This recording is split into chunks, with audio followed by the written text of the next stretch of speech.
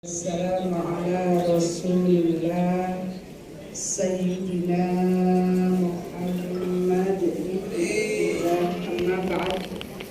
Hadal muhtaramin, para alim, para ulama, para masyayikh, para kiai ini semua yang kita hormati, Ibu Rosi Verona, Wakil Duta Besar RI untuk Malaysia. Terima kasih seluruh partnershipnya Ibu, juga Pak Yosi. Perasaannya juga sering kaya Bapak.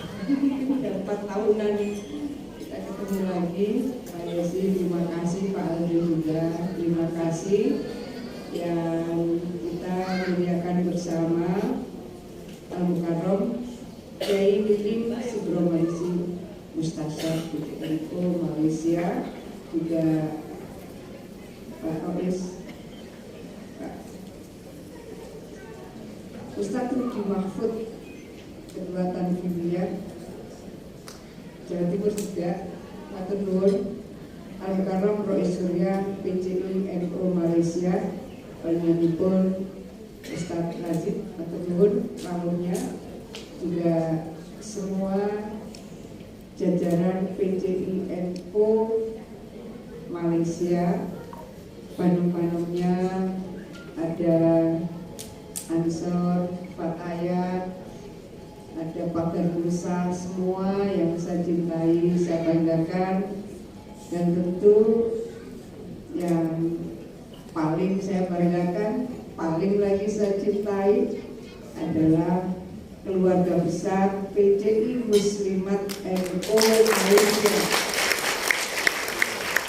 Ini dan tim, mudah-mudahan Allah sehatkan, diberikan rezeki yang luas, diberikan kemudahan di dalam menjalankan semua mandat tugas melayani umat. Rombongan saya dari Jakarta, ada cucunya Mbak Yai Wahab Hasbullah, Sekkum Muslimat NU, Ibu Ulfa Masfufah Dr. Gigi. Jadi itu yang menciptakan lagu Ya Ahlal Watan 2012. Lagu ini mengisi kekosongan nasionalisme di Indonesia ketika banyak tokoh-tokoh nasional berpengaruh diasingkan oleh Belanda. Maka kekosongan bangunan nasionalisme itulah yang kemudian dirangkaikan dalam syair berbahasa Arab. Bahasa Indonesianya kalau tidak salah antara tahun 53 baru ada naskah bahasa Indonesianya. Bahasa Arab ini sangat kuat membangun semangat nasionalisme kaum santri. Kiai Wahab berpendapat Belanda nggak tahu ini artinya, maka cukup aman bagi santri melantunkan syair Ya Ahlal Watan. Tetapi di tahun itu, ini kan sebetulnya lagu ini naskahnya dari mulai 1914-an. Kiai Wahab Hasbullah sudah menyebut nama Indonesia, sudah menyebut Indonesia Biladi, Indonesia negeriku. Saya relatif mengikuti sampai kepada proses rekaman di Jakarta, karena waktu itu sedang berproses pengajuan Kiai Wahab Hasbullah sebagai pahlawan nasional. Sebelumnya saya sudah mengikuti, tetapi proses finalisasinya kebetulan sudah sebagai Menteri Sosial. Itu tim yang oleh negara diberi kewenangan melakukan proses verifikasi melalui tim independen.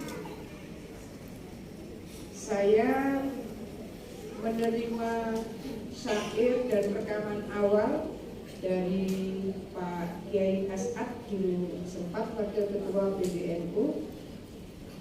Nafas proses heroiknya luar biasa. Inilah sebetulnya yang menjadi social capital yang luar biasa yang dimiliki oleh Indonesia. Saya juga bersama Ibu Ariza Agustina, beliau ketua periodik di PP Muslimat. Boleh berdiri, Ibu Ariza. Kenapa Gus Kiai Mustafa Bisri itu menyebut, maaf, di NU itu yang member organisasi yang Muslimat, member. Di NU yang member organisasi yang Muslimat, insya Allah Muslimat well organized.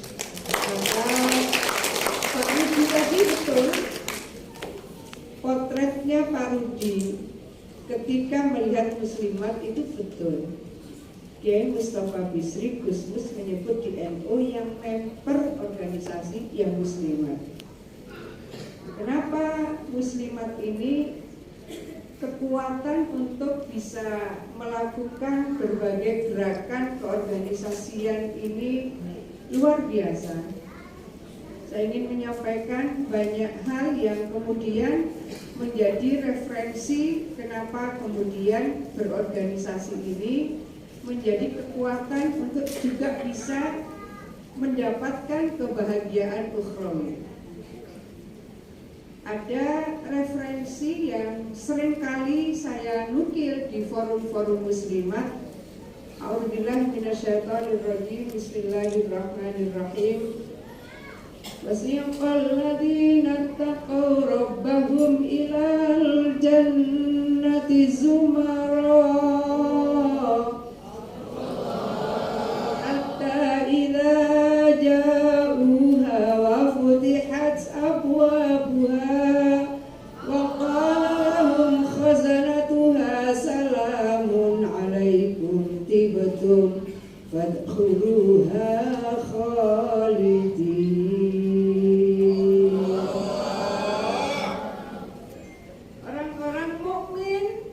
Surganya Allah secara berombongan. Mari kita ngitung sisa umur kita berapa, kita ini akan ikut rombongannya siapa? Kita ini akan ikut rombongannya siapa? Sangat banyak kemudian referensi diambil melalui digital.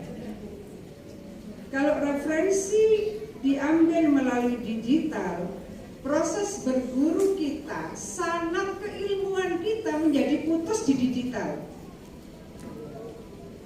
Tetapi kalau kita ber-NU, maka para kiai-kiai NU, ibu muslimat, kalau habis, hilang atau terlewat, saya bisa kirim lagi sanad keilmuan NU.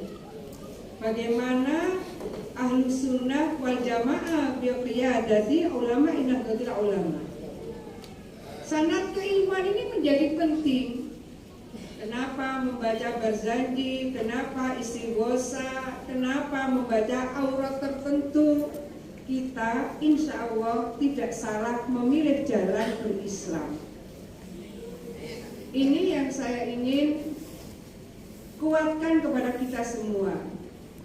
Kalau orang-orang yang beriman itu masuk surganya Allah secara berombongan, lalu kita ini akan ikut rombongannya siapa? Hatta idza ja'uha wa futihat abwabuha wa qala lahum khazanatuha salamun alaikum tibtum fadkhuluha khalidin.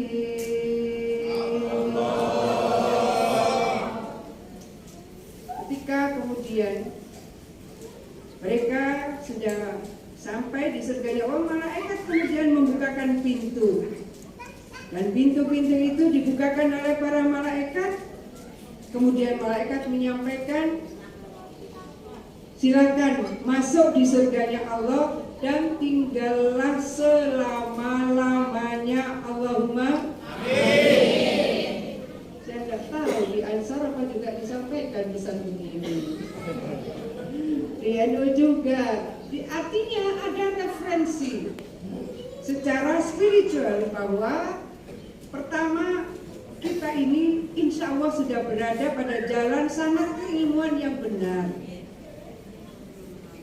Saya punya banyak guru yang juga rawuh di sini. Ada Kiai Mu'tam Mukhtar, ini pesantrennya sangat terkenal dari Beluk-Beluk Sumeneb. Ada juga Profesor Kiai Fatoni. Ini ya guru besar di UIN Tulungagung, dan Kiai Ramadan Soekardi. Mereka bersama-sama istrinya, karena memang sudah harus memberikan kebahagiaan lebih di akhir tahun. Jangan-jangan kemarin ada yang kurang-kurang.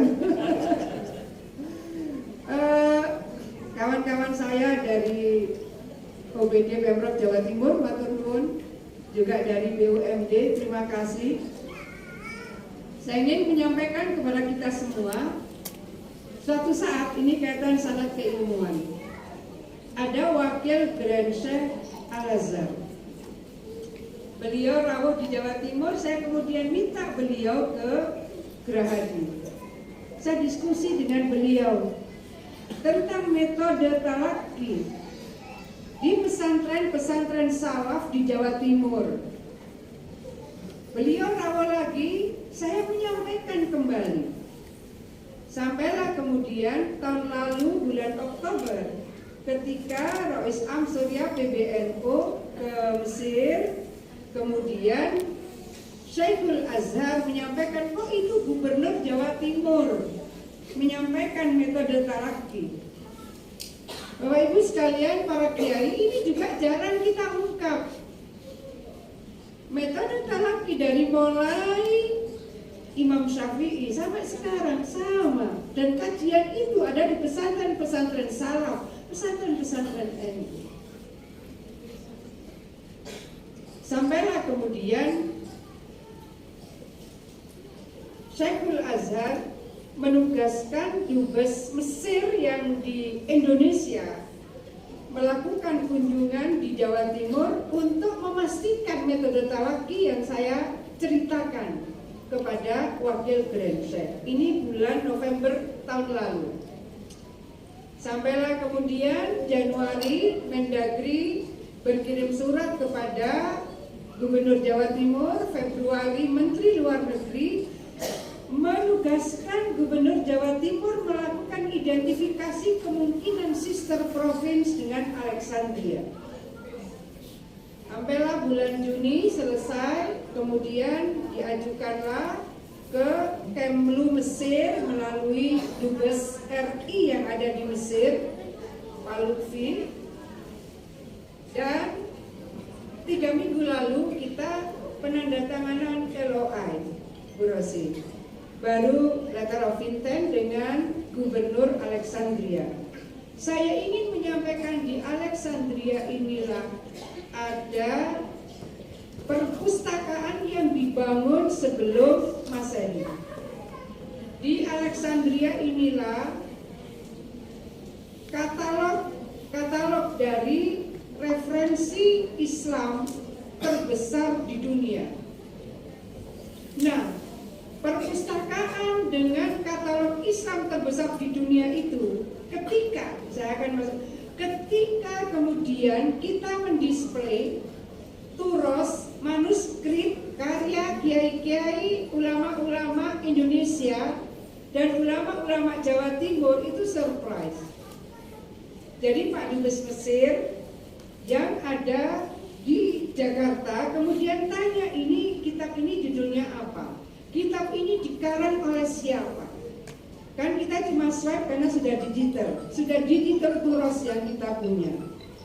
Bapak Ibu sekalian, karena di sini ada Dr. Kiai Muntaha, saya ingin matur, apa yang disampaikan oleh Pak Dubes Mesir untuk Indonesia, beliau menyampaikan, Ibu, bagaimana kalau kita tukar menukar turos dengan perpustakaan yang ada di Alexandria. Kita mau menukar dengan naskah apa yang ada di Alexandria. Saya ingin menyampaikan kepada kita semua, ulama-ulama Indonesia, ulama-ulama Jawa Timur, kedalaman ilmunya luar biasa. itulah yang kemudian kami melakukan penandatanganan LOI baru 3 minggu yang lalu. Saya lanjut kemudian, waktu haji saya matur ke Pak Wapres, juga Pak Dubes RI yang ada di Riyadh, Pak Aziz. Saya bilang, saya ingin kita mendisplay turos dari karya-karya ulama Nusantara, saya bilang. Kemudian saya bilang, saya ingin kita melakukan diskusi, seminar atau apapun namanya terkait dengan kontribusi keulamaan, kontribusi keilmuan ulama Indonesia bagi Timur Tengah untuk membangun peradaban dan perdamaian dunia. Para kiai, para bunyai, sudah muda dapat izin itu. Sudah saya bilang, kalau izin itu belum keluar, kita tetap misi dagang. Karena di Mesir juga kita kuati dengan misi dagang, kemudian di Riyadh juga ada misi dagang, di Jeddah juga ada misi dagang. Alhamdulillah kira-kira 6 hari sebelum kita berangkat ke Mesir, izin itu turun. Bapak Ibu sekalian, turos yang kita display ini adalah turos karya-karya ulama-ulama Indonesia. Luar biasa, saya ketemu dengan researcher peneliti dari Al-Dara. Al-Dara itu andrinya Saudi Arabia. Beliau menyampaikan bahwa beliau masih memiliki karya Syekh Nawawi Al-Bantani. Kata beliau, dari 30 itu baru 6 yang dicetak. Berarti masih ada 24 kitab Syekh Nawawi Al-Bantani yang belum dicetak. Tapi naskah itu adanya di dokumennya Al-Dara. Jadi kalau Pak Dr. Kiai Muntaha, para akademisi di sini akan melakukan pendalaman, ini adalah kesempatan yang luar biasa karena naskah-naskah itu memiliki referensi terhadap upaya membangun moderasi, toleransi, dan perdamaian dunia. Cuma kita tidak simpan dokumen itu, naskah itu. Akhirnya kemudian saya dapat kabar bahwa ada karyanya Syekh Mahfud Tarmasi. Jadi Kiai Mahfud Tarmas itu bukunya Kiai Muntaha dipakai referensi untuk S3 di King's University.